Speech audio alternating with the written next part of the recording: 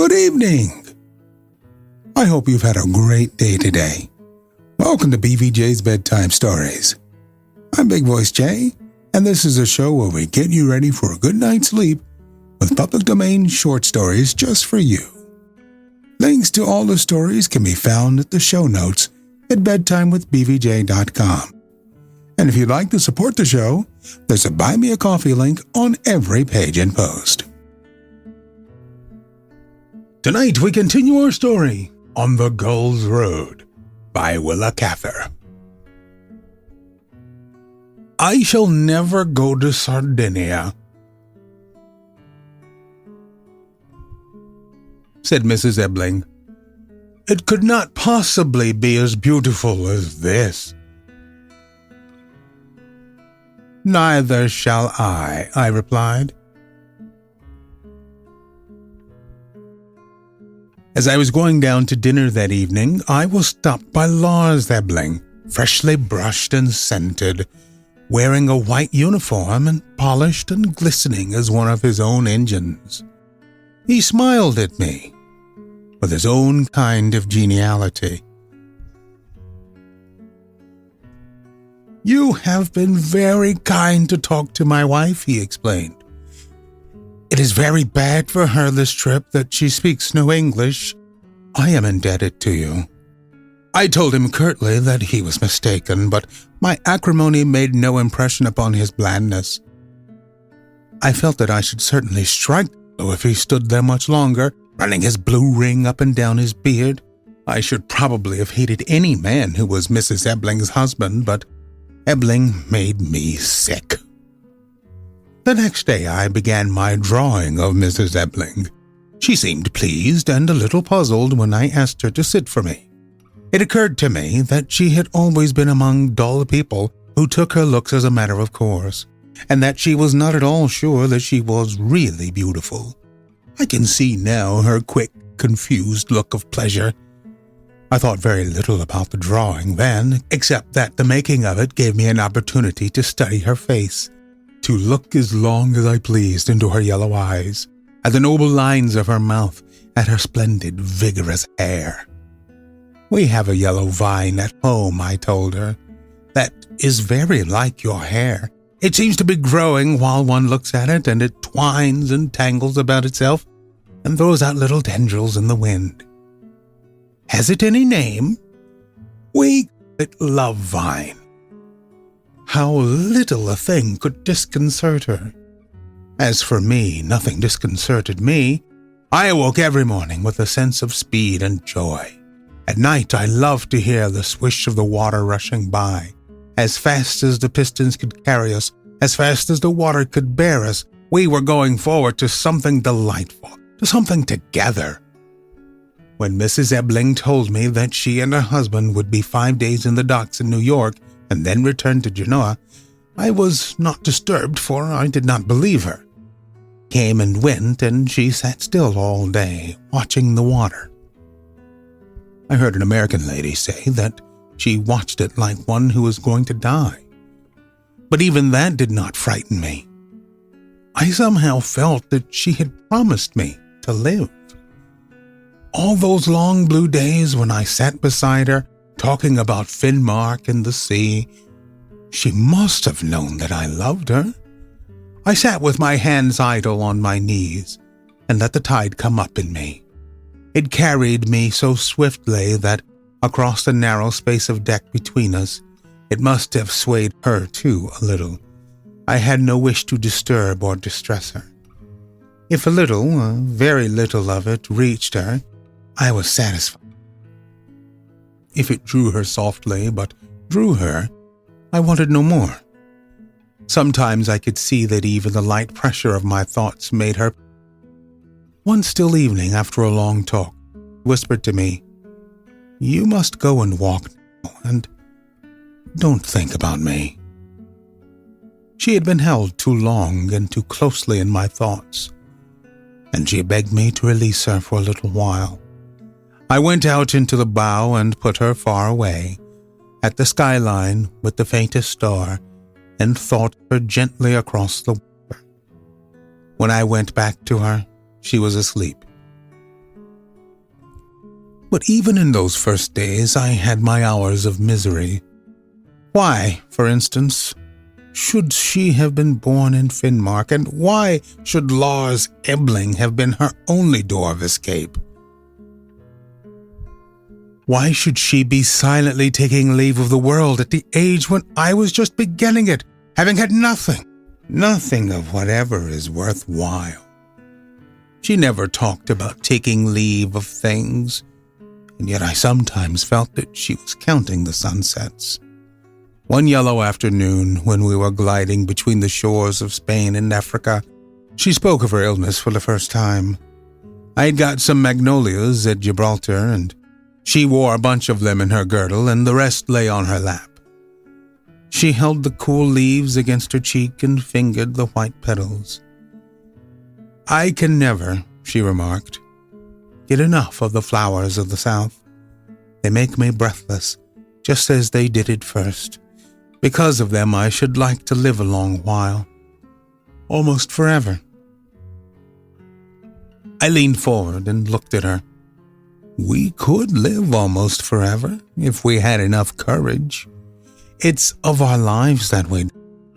If we had the courage to change it all, to run away to some blue coast, that over there, we could live on and on until we were dead.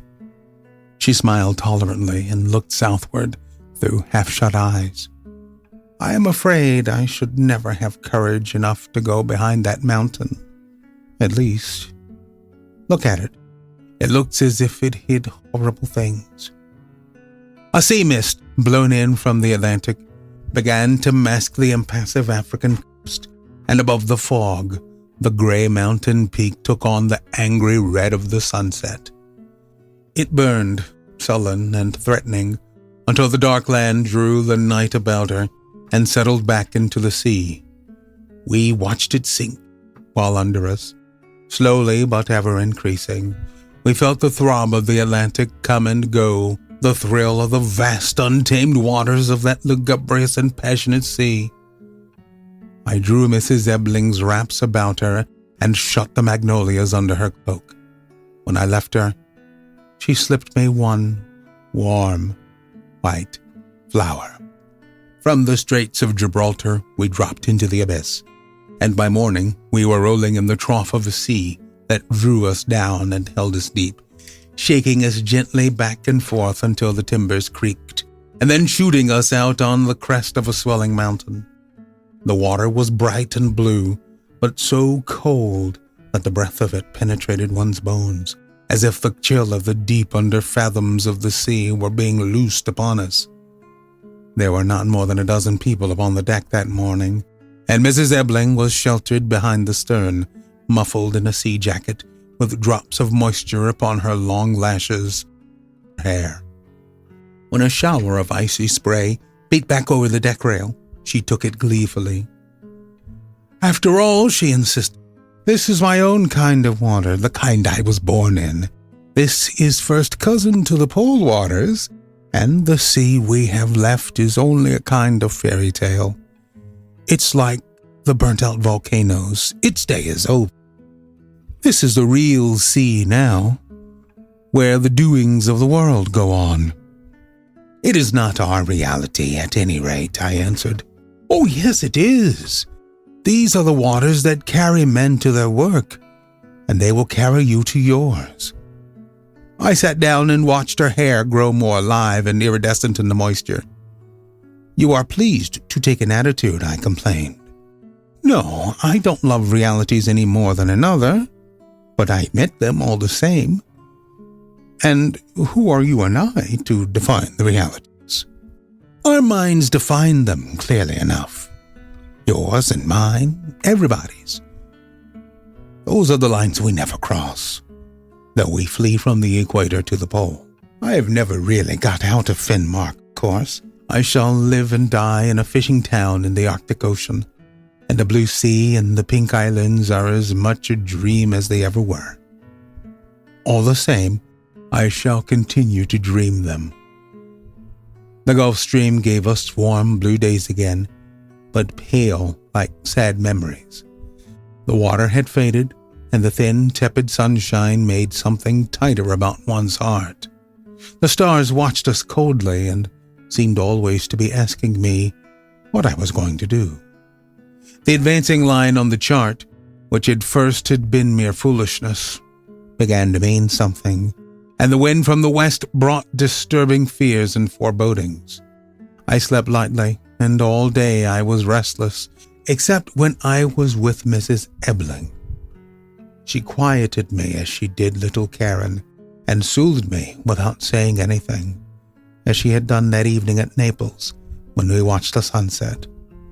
It seemed to me that every day her eyes grew more tender and her lips more calm. A kind of fortitude seemed to be gathering about her mouth, and I dreaded it. Yet, in an involuntary glance, I put to her the question that tortured me.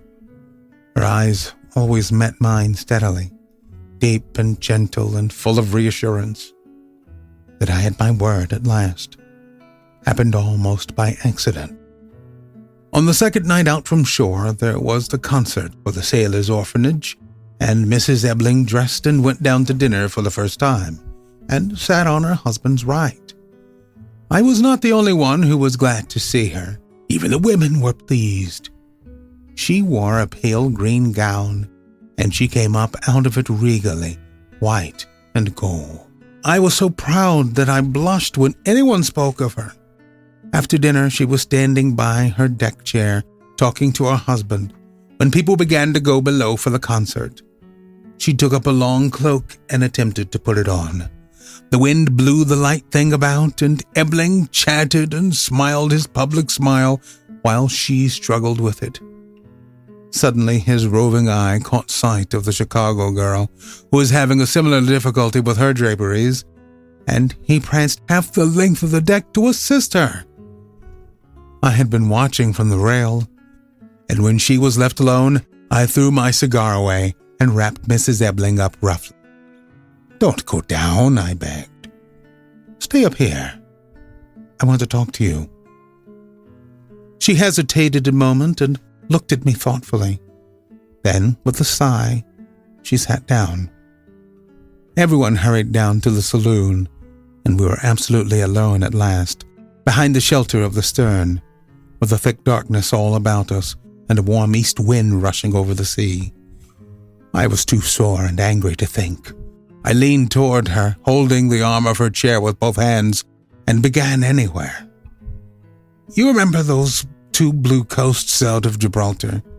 It shall be either one you choose, if you will come with me. I have not much money, but we shall get on somehow. There has got to be an end of this. We are neither one of us cowards, and this is humiliating, intolerable." She sat looking down at her hands, and I pulled her chair impatiently towards me. "I felt," she said at last, "that you were going to say something like this. You are sorry for me, and I don't wish to be pitied. You think Ebling neglects me, but you are mistaken. He has had his disappointments, too. He wants children and a gay, hospitable house, and he is tied to a sick woman who cannot get on with people. He has more to complain of than I have, and yet he bears with me. I am grateful to him, and there is no more to be said." "Oh, isn't there?" I cried. "And I." She laid her hand entreatingly upon my arm.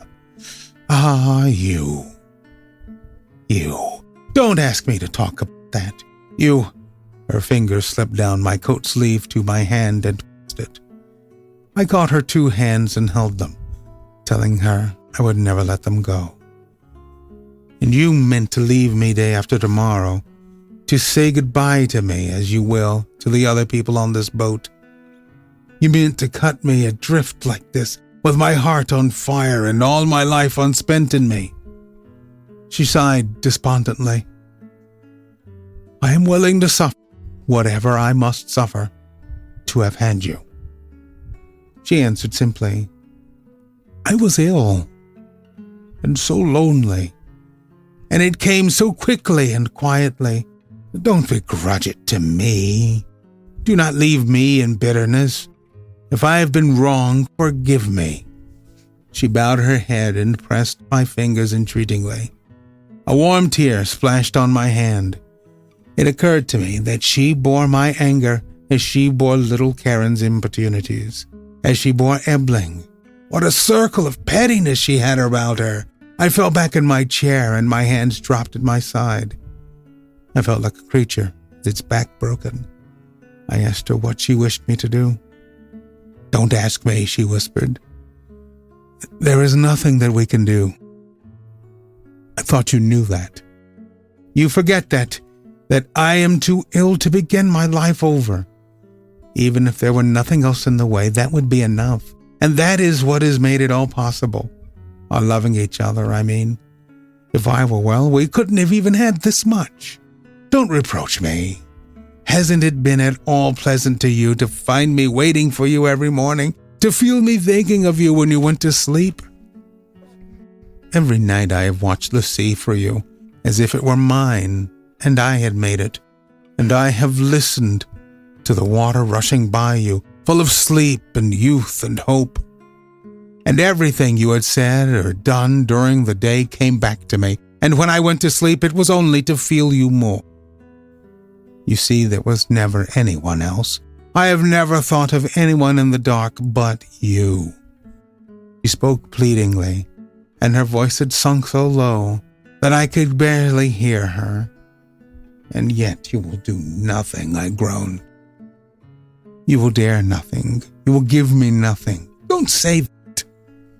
When I leave you day after tomorrow, I shall have given you all my life. I can't tell you how, but it is true. There is something in each of us that does not belong to the family or to society, not even to ourselves. Sometimes it is given in marriage, and sometimes it is given in love, but oftener it is never given at all. We have nothing to do with giving or withholding it. It is a wild thing that sings in us once and flies away and never comes back. And mine has flown to you. When one loves like that, it is enough somehow. The other things can go if they must. That is why I can live without you, and die without you." I caught her hands and looked into her eyes that shone warm in the darkness. She shivered and whispered in a tone so different from any I have ever heard from her before or afterward.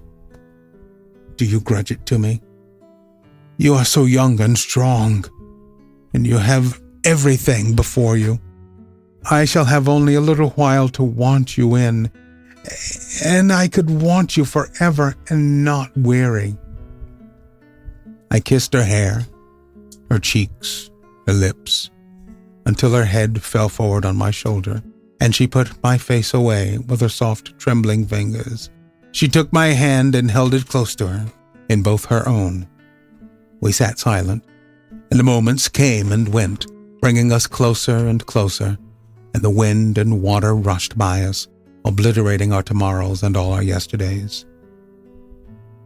The next day Mrs. Ebling kept her cabin, and I sat stupidly by her chair until dark, with the rugged little girl to keep me company, and an occasional nod from the engineer.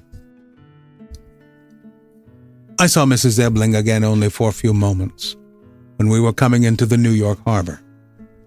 She wore a street dress and a hat, and these alone would have made her seem far away from me. She was very pale, and looked down when she spoke to me, as if she had been guilty of a wrong toward me. I have never been able to remember that interview without heartache and shame, but then I was too desperate to care about anything. I stood like a wooden post and let her reproach me, let her speak to me, let her leave me. She came up to me as if it were a hard thing to do and held out a little package timidly, and her gloved hand shook as if she were afraid of me. "I want to give you something," she said. "You will not want it now, so I shall ask you to keep it until you hear from me. You gave me your address a long time ago when you were making that drawing. Someday I shall write to you and ask you to open this. You must not come to tell me goodbye this morning, but I shall be watching you when you go ashore. Please, don't forget." I took the little box mechanically and thanked her. I think my eyes must have filled, for she uttered an exclamation of pity, touched my sleeve quickly, and left me. It was one of those strange, low, musical exclamations, which meant everything and nothing, like the one that had thrilled me that night at Naples, and it was the last sound I ever heard from her lips. An hour later, I went on shore, one of those who crowded over the gangplank the moment it was lowered. But the next afternoon, I wandered back to the docks and went on board the Germania. I asked for the engineer, and he came up in his shirt sleeves from the engine room. He was red and disheveled, angry and voluble. His bright eye had a hard glint, and I did not once see his masterful smile. When he heard my inquiry, he became profane. Mrs. Ebling had sailed for Bremen on the Hobenstaufen that morning at 11 o'clock. She had decided to return by the northern route and pay a visit to her father in Finnmark. She was in no condition to travel alone, he said. He evidently smarted under her extravagance. But who, he asked, with a blow of his fist on the rail, could stand between a woman and her whim? She had always been a willful girl, and she had a doting father behind her. When she set her head with the wind, there was no holding her. She ought to have married the Arctic Ocean. I think Ebling was still talking when I walked away. I spent that winter in New York. My consular appointment hung fire. Indeed, I did not pursue it with much enthusiasm. And I had a good many idle hours in which to think of Mrs. Ebling. She had never mentioned the name of her father's village, and somehow I could never quite bring myself to go to the docks when Ebling's boat was in and ask for news of her. More than once I made up my mind definitely to go to Finnmark and take my chance at finding her. The shipping people would know where Ebling came from. But I never went. I've often wondered why. When my resolve was made and my courage high, when I could almost feel myself approaching her, suddenly everything crumbled under me, and I fell back as if I had done that night when I dropped her hands, after telling her only a moment before that I would never let them go. In the twilight of a wet March day, when the gutters were running black outside and the square was liquefying under crusts of dirty snow, the housekeeper brought me a damp letter which bore a blurred foreign postmark. It was from Niels Tanstad, who wrote that it was his sad duty to inform me that his daughter, Alexandra Ebling, had died on the 2nd day of February in the 26th year of her age. Complying with her request, he enclosed a letter which she had written some days before her death. I at last brought myself to break the seal of the second letter.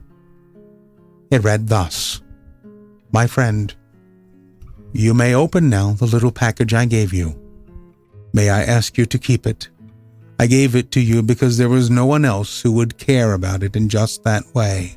Ever since I left you, I have been thinking what it would be like to live a lifetime caring and being cared for like that.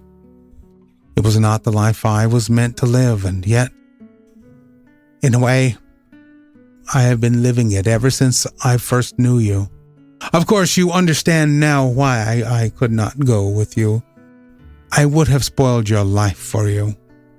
Besides that, I was ill, and I was too proud to give you the shadow of myself. I had much to give you, if you had come earlier. As it was, I was ashamed. Vanity sometimes saves us when nothing else will, and mine saved you. Thank you for everything. I hold this to my heart, where I once held your hand, Alexandra." The dusk had thickened into night long before I got up from my chair and took the little box from its place in my desk drawer. I opened it and lifted out a thick coil, cut from where her hair grew thickest and brightest. It was tied firmly at one end, and when it fell over my arm, it curled and clung about my sleeve, like a living thing set free. How it gleamed! how it still gleams in the firelight. It was warm and softly scented under my lips and stirred under my breath like seaweed in the tide. This and a withered magnolia flower and 2 pink seashells. Nothing more. And it was all 20 years ago. We are always on the hunt for great stories like this one to feature on the podcast. If you know of any, send your suggestions to bigvoicej@gmail.com. We've got a YouTube channel full of stories from the show. Go to tiny.cc/BVJ Bedtime. Don't forget to leave us a review on Apple Podcasts. It helps to spread the word that we're putting people to sleep every single night. And if you'd like to support the show, there's a Buy Me a Coffee link on every page and post. Thank you so much for listening. Good night. Diamond Club hopes you have enjoyed this program.